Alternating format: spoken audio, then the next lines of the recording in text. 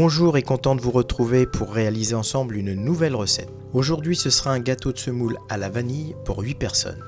Concernant les ingrédients, nous aurons besoin d'1 litre de lait entier, d'une gousse de vanille ou de la vanille en poudre, 125 g de semoule fine, 30 g de sucre vergeoise ou cassonade, 60 g de sucre semoule, 2 œufs, 10 à 15 g de beurre pour beurrer votre moule.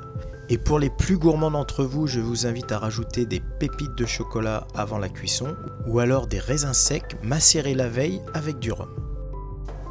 Nous allons tout d'abord faire infuser notre vanille dans le lait avec notre sucre cassonade ou vergeoise. Je vous invite donc dans une casserole à mélanger ces ingrédients et à faire tiédir l'ensemble à feu doux en attendant de rajouter la semoule.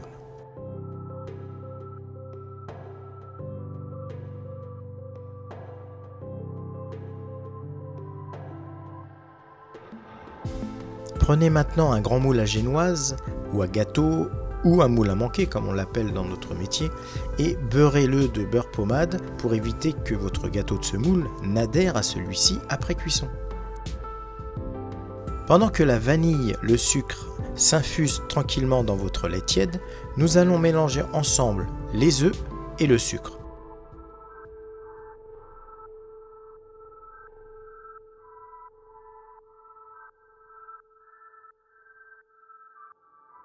Nous allons maintenant faire frémir le lait à petit bouillon, puis incorporer votre semoule en pluie dans celui-ci. Il ne vous restera plus qu'à cuire votre semoule pendant 5 à 6 minutes environ. Il est important de mélanger régulièrement votre semoule pour éviter qu'elle n'accroche à la casserole.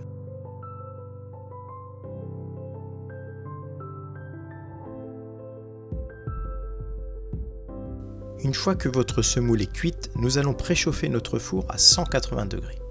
Puis incorporer dans notre semoule les œufs et le sucre qui nous attendaient bien sagement. Bien mélanger l'ensemble.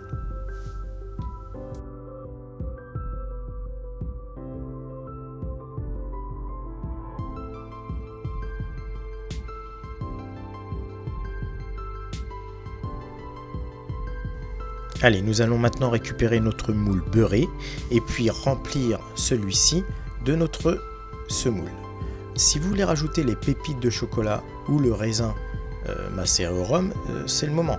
Maintenant, si vous vouliez faire un fond de caramel, il fallait le faire avant.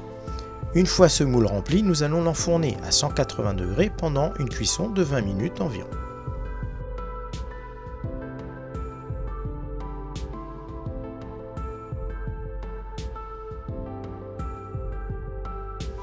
Une fois notre gâteau de semoule cuit, il est important de le laisser tiédir avant de le démouler. Une fois démoulé, laissez-le refroidir gentiment dans votre réfrigérateur avant de le servir. Voilà, j'espère que cette nouvelle recette vous a plu. Nous, on se retrouve bientôt sur Christophe et sa cuisine pour une nouvelle vidéo. En attendant, bonne dégustation, portez-vous bien et à bientôt. Au revoir.